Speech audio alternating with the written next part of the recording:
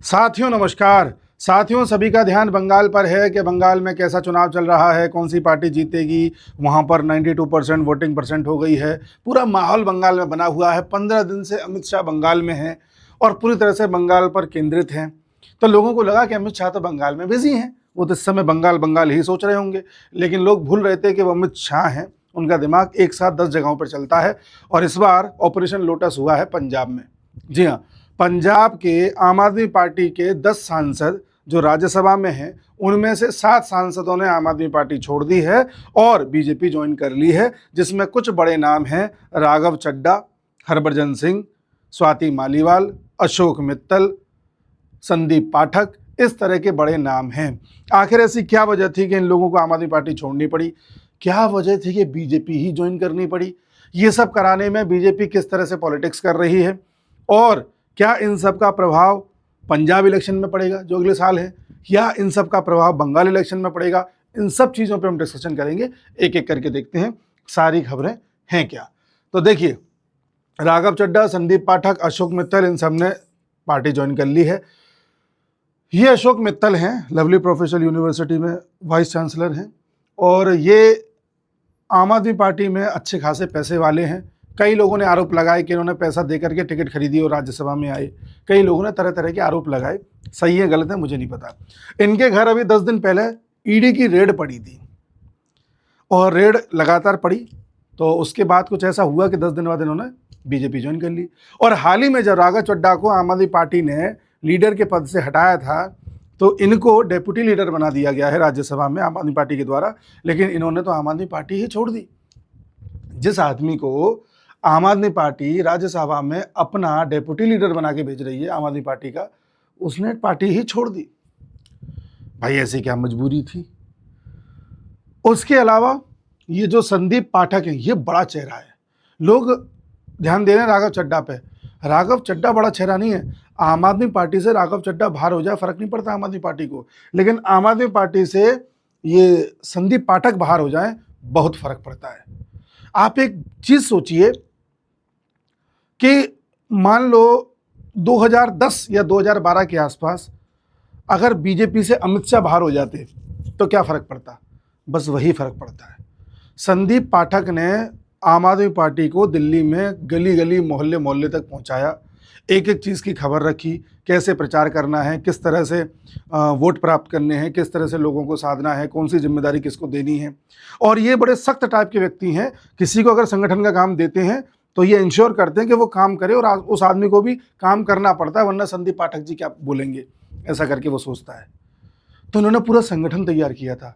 इन्हें बिल्कुल नीचे के लेवल के कार्यकर्ताओं के नाम भी याद थे कि किस मोहल्ले में कौन सा कार्यकर्ता क्या काम कर रहा है।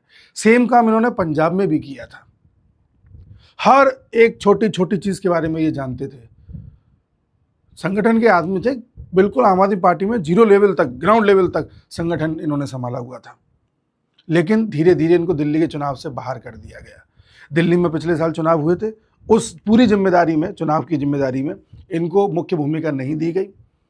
ठीक है जी। किसको पूछा जा रहा था? विजय नायर, वही व्यक्ति जो अरविंद केजरीवाल के साथ जेल गए थे पूरी मनी लॉन्ड्रिंग के केस में। विजय नायर को आगे रखा गया। इनको सुन ही नहीं रहा था कोई। इनको एक एक बात पता थी कि कौन सी विधानसभा हम हार रहे हैं, कौन सी जीत रहे हैं। इनको ये भी पता था कि अरविंद केजरीवाल नई दिल्ली से सीट हार रहे हैं। इन्होंने बताया भी था कि तुम हार रहे हो, पर इनको नज़रअंदाज कर दिया गया। ये तब से ये मन बना के बैठे हैं कि यार मेरा मन नहीं लग रहा इस पार्टी में, छोड़नी पड़ेगी। उसी प्रकार से अब इनको किनारा करने के लिए किया क्या? इनको जिम्मेदारी सौंप दी दूसरे स्टेट की। आप झारखंड देखिए, किसी को सौंप दी किसी दूसरे स्टेट की। मतलब ले दे के अरविंद केजरीवाल ने पार्टी में ऐसा सिस्टम कर दिया कि अरविंद केजरीवाल के अलावा दूसरा कोई व्यक्ति तैयार ना हो। केजरीवाल ने विद द टाइम ऐसे लोगों को साइड किया जो अरविंद केजरीवाल को अरविंद कह करके बुला सकते थे, जिसमें कुमार विश्वास एक थे, स्वाति मालीवाल एक थी। धीरे धीरे सबको बाहर करवा दिया। स्वाति मालीवाल जो अंतिम थी उनको भी बाहर कर दिया। आज अरविंद केजरीवाल की पार्टी में अरविंद कह करके बोलने वाला कोई नहीं है। दूसरे पॉइंट पर उन लोगों को बाहर किया जिनसे खतरा था कि कल को ये कहीं आगे ना आ जाए, जिसमें संदीप पाठक भी एक है। आज आम आदमी पार्टी में सिर्फ एक नेता बचा रह गया है जो अरविंद केजरीवाल के साथ जुड़ा हुआ है, वो है मनीष सिसोदिया। मुख्यतः तो वही है। और ये संजय सिंह, ये कोई नेता वेता नहीं है, ये तो बस चल रही है ये बीच की कड़ी का काम करते हैं एक तरह से। तो इस तरह से तो आम आदमी पार्टी में पूरा हाल हो गया था। स्वाति मालीवाल का केस तो हम सबको पता ही है। अब आप कहोगे राघव चड्ढा क्यों आया? अब राजनीति की बात करूं या देखो, ये प्योर पॉलिटिकल वीडियो है और इसमें प्योर पॉलिटिक्स बता रहा हूं कि पॉलिटिक्स क्या होती है। राघव चड्ढा जब अरविंद केजरीवाल जेल गए थे, उस समय अपनी आंख का ऑपरेशन बहाना बना करके लंदन चला गया था कि साहब मैं आंख का ऑपरेशन कराने जा रहा हूं। और आंख का ऑपरेशन इनका महीने 1.5 महीने जाने कितने दिन तक चला था, हुआ ही नहीं ठीक। उसके बाद एकदम से आई, बनी बनाई आंख थी, कोई दिक्कत ही नहीं थी, ऐसा लग ही नहीं रहा था ऑपरेशन करा के आए। कारण क्या था? यहाँ एक के बाद एक आम आदमी पार्टी के नेता पकड़े जा रहे थे, शराब घोटाले में, कोई किसी घोटाले में, कोई किसी घोटाले में। शायद इनको कोई डर हो, क्योंकि आम आदमी पार्टी में ये खजांची थे, पैसा कहाँ से आ रहा है, कहाँ जा रहा है, कितना जा रहा है, क्या सीए है वैसे तो भाई प्रोफेशन, सारी चीज़ें पता थी। तो कुछ लोगों का कहना था कि आम आदमी पार्टी के पैसे को ठिकाने लगाने गया है, कुछ लोगों का कहना था सबूत डिस्ट्रॉय करने गया है, कुछ लोगों का कहना था कि अपने आप को बचाने गया है कि मैं लपेटे में ना जाऊं, कुछ लोगों का कहना था कि पहले विदेश से बाहर गया है, वहां रह करके बीजेपी के नेताओं से संपर्क साध के अपने आप को बचाने की कवायद कर रहा है। अब इनमें से क्या सच्चाई है नहीं पता। दूसरा, जल घोटाले को लेकर के आम आदमी पार्टी घिरी रही है दिल्ली में कि जल घोटाला किया है, जल विभाग में जाने 17,000 करोड़ का घोटाला, कोई कहता है 7,000 करोड़ का घोटाला। और उस जल विभाग में ये वाइस चेयरमैन था, कौन? राघव चड्ढा। तो आरोप ये भी हैं कि हो सकता है कि राघव चड्ढा की फाइल खुलने वाली थी। जैसे आम आदमी पार्टी के एक के बाद एक बड़े नेता जेल चले गए, अगला नंबर राघव चड्ढा का था। तो कहीं राघव चड्ढा जेल न चले जाएं, उससे पहले उन्होंने पर्दे के पीछे सौदेबाजी करके अपने आप को सेट कर लिया कि मैं बीजेपी में आ गया, अब सेफ हूं, कोई दिक्कत नहीं है। ऐसी बातें आ रही हैं और शायद इस बात की भनक आम आदमी पार्टी को लग गई थी, इसलिए आम आदमी पार्टी ने इनको जो लीडर के पद से हटा दिया था, जो राज्यसभा में इनको लीडर बनाया हुआ था, और उसके बाद इन्होंने पार्टी खुद ही छोड़ दी। अब एक सवाल मैं पूछता हूं कि वो जो एक कैंपेन चलाया जा रहा था, मैं जब भी मोबाइल खोलता था फेसबुक पर, इंस्टाग्राम पर, राघव चड्ढा की फोटो बनी आती थी और लिखा जाता था पीएम कैंडिडेट, भारत के प्रधानमंत्री ऐसे होने चाहिए, vote for Raghav Chadha for PM candidate. कोई स्लो मोशन में वीडियो बना के डाल रहा है, कोई फोटो बना के डाल रहा है, कोई इनको संसद से बाहर निकलता हुआ दिखा रहा है। अब उसका क्या हुआ? क्योंकि जिस पार्टी में अब राघव चड्ढा आ गए हैं उसमें तो ऑलरेडी बहुत सारे पीएम कैंडिडेट आगे खड़े हुए हैं। तो एक चीज और आप सोच के बताइए, राघव चड्ढा को आम आदमी पार्टी ने तो निकाला नहीं है। राघव चड्ढा अगर चाहते तो आम आदमी पार्टी में रह करके अपनी इमेज चमकाते रहते, जनता के बीच लोकप्रिय बनते रहते, कैंपेन चलवाते रहते। वो क्यों ऐसी पार्टी में आना चाहेंगे जहां उनका कद और ज़्यादा नीचे चला जाएगा? पीएम कैंडिडेट तो छोड़ो, वो किसी बड़े पद पर भी नहीं आ पाएंगे। क्यों आना चाहेंगे? कुछ तो मजबूरियां रही होंगी, बाकी आप समझदार हैं। अब आप कहेंगे कि बीजेपी ने इनको ले लिया, इन पर अब जो केस चलने चाहिए थे वो नहीं चलेंगे, वॉशिंग मशीन की तरह साफ हो जाएंगे, ये तो घनघोर पॉलिटिक्स है तो है। अगर आप बिल्कुल आदर्श होकर के पूछे मेरे से तो भाई ये तो गलत है। सही तब मानूंगा जिस पर आप जो केस चलाना चाह रहे थे, किसी पर ईडी की रेड कराना चाह रहे थे, तो ये रेड अब भी आप करा पाएँ तो माना जाएगा कि हाँ आदर्श है। अब अगर सारी रेड्स वगैरह सब बंद हो जाती हैं तो फिर वॉशिंग मशीन है, और ये तो आदर्श रूप से तो गलत है। और अगर आप पॉलिटिक्स के हिसाब से देखें तो कई बार आम आदमी पार्टी जैसी पार्टी को कमज़ोर करने के लिए, टीएमसी को हराने के लिए, विपक्ष को और कमज़ोर करने के लिए कई बार ये ज़रूरी भी हो जाता है। तो इस पर तो अब बहस करने वाले बहस कर सकते हैं, लेकिन ये आम आदमी पार्टी संगठित रहे और कल को पावर में आकर के, आज पंजाब को आप देख लो किस तरह से उन्होंने बर्बाद कर दिया, पूरा पंजाब कर्जे में ला के खड़ा कर दिया। जो महिलाओं को पैसे देने की बात कर रहे थे, 4 साल हो गए, 5वां साल चल रहा है, 1 रुपया महिलाओं को नहीं दिया। दिल्ली में एक काम बता दो जो आम आदमी पार्टी ने किया हो। तो ये एज अ पार्टी रह करके भी तो कुछ नहीं कर रहे थे। जरूरी है कि ख़त्म करके इनको फिर कमज़ोर करके ऐसा कर दो कि अस्तित्व में ना रहे। इनका नेता अरविंद केजरीवाल, जब पूरा देश कोरोना से जूझ रहा था, दिल्ली के लोग परेशान थे, दिल्ली से यूपी बिहार के लोगों को भगाया जा रहा था, उस वक्त वो अपना शीश महल बनवा रहा था। तो क्या ऐसे नेता को मजबूत रखना ज़्यादा सही है या तोड़ देना ज़्यादा सही है? भले ही अप्रोच ये क्यों ना सही, ये बहस का मुद्दा हो सकता है, मैं इसमें कुछ नहीं बोलूँगा। हाँ, राजनीति है, पॉलिटिक्स है, ये मैं मानता हूँ। और किसकी बात करें? हरभजन सिंह न्यूट्रल आदमी, उन्हें कोई मतलब नहीं है, वो ना कहीं भाषण देने जाते हैं, ना उन्हें कोई राजनीतिक उनका बयान आता है, ना कुछ। वो अपना सीधे साधा आदमी, भैया ठीक है वहाँ चलना है, चलो वहाँ चल लेते हैं, वो वाली फिलॉसफी है। और बाकी 2-4 तोड़े हैं वो भी शायद इसी फिलॉसफी में तोड़े गए होंगे, क्योंकि देखो नाराज ये तो है ही, नाराज ये भी है, तो बताया गया पिटाई हुई थी इनकी, इनके ईडी की रेड पड़ चुकी है। बाकी इनके साथ क्या हुआ संदीप पाठक के साथ मैंने आपको बता ही दिया।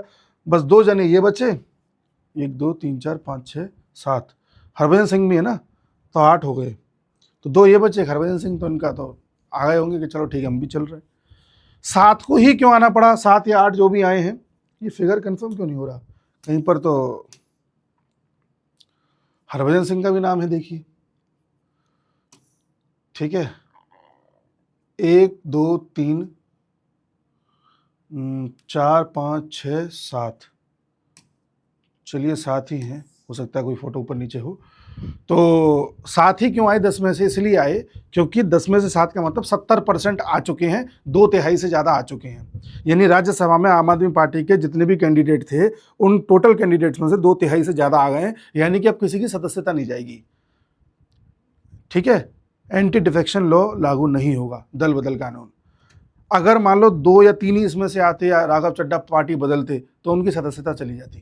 दल बदल कानून ये कहता है, अगर कोई भी एक पार्टी टूट करके दूसरी पार्टी में मर्ज करना चाह रही है, या कुछ सांसद विधायक मर्ज करना चाह रहे हैं, तो कम से कम 2/3 सांसद या विधायक टूट करके मर्ज करेंगे तो बची रहेगी उनकी सांसद या विधायकी, वरना चली जाएगी। ये एंटी डिफेक्शन लॉ कहता है, दल बदल कानून। तो इसीलिए इन 7 ने जोड़ी बनाई, इन्होंने कहा अब छोड़ो यार, अब चलते हैं। अच्छा, एक मजे की बात बताऊं, इसमें बेघर हो गए अरविंद केजरीवाल और उनके साथ ही क्या नाम है, मनीष सिसोदिया। बेघर क्यों हुए? क्योंकि ये दोनों ही जिस तरह से दिल्ली में हारे हैं, दिल्ली से रवाना हो चुके हैं, लेकिन दिल्ली में कभी भी आते हैं तो रुकने के लिए ये सरकारी बंगले का इस्तेमाल करते हैं। एक सरकारी बंगला जो अशोक मित्तल को मिला हुआ है, तो अशोक मित्तल ने अपना सरकारी बंगला दे दिया अरविंद केजरीवाल को, क्या आप उसे इस्तेमाल करें। उसी तरह से हरभजन सिंह ने अपना सरकारी बंगला दे दिया है मनीष सिसोदिया को, क्या आप उसे इस्तेमाल करें। अब ये दोनों ही पार्टी छोड़ चुके हैं, तो जाहिर सी बात है बंगला भी अब उन्हें खाली करना पड़ेगा। तो बेघर हो गए अरविंद केजरीवाल और मनीष सिसोदिया। अब एक खबर पर और बात करते हैं कि इससे बंगाल पे क्या असर पड़ेगा। बंगाल पर असर ये पड़ेगा कि बंगाल में अब जो वोटर वोट डालने जाएंगे सेकंड फेज में, देखो एक चीज़ बंगाल में मैं आपको बताऊं, 92% वोटिंग हुई है कल, अब तक की हाईएस्ट है देश में, बड़ा संदेश जाता है। दूसरी बात, इस तरह से पूरा माहौल बन चुका है मीडिया में कि भाई ये 92% वोटिंग पे तो बीजेपी ने कम से कम 152 में से 110 से ज़्यादा सीटें जीत ली है। तो अब जो सेकंड फेज में वोट डालने वोटर्स जाएंगे, उनको ये मैसेज जा चुका है कि बीजेपी जीत रही है, मैसेज जा चुका है कि खूब लोग वोट डालने जा रहे हैं, तो हमें कोई डर नहीं है, कोई हमें कुछ कह नहीं सकता। और ये भी मैसेज जा चुका है कि अब टीएमसी जा रही है, कैसे भी करके अब हमें भी वही चीज़ अपनाते हुए अब जोर आजमा देनी चाहिए और बीजेपी को ला देना चाहिए, क्योंकि अभी तक इन्हें डर रहता था कि टीएमसी के गुंडे परेशान करेंगे। तो एक तो मैसेज ये चला गया। कई बार कुछ वोटर्स ऐसे होते हैं जो उस पार्टी को जिताते हैं जो जीत रही होती है, वो अपना वोट वेस्ट करना नहीं चाहते हैं, तो उनके लिए संदेश चला गया है। दूसरा संदेश, बार बार अमित शाह या बीजेपी के लीडर्स कह रहे हैं कि 4 मई के बाद अभिषेक बनर्जी सीएम नहीं बन पाएंगे, 4 मई ममता गई, इस तरह की बातें करी जा रही हैं।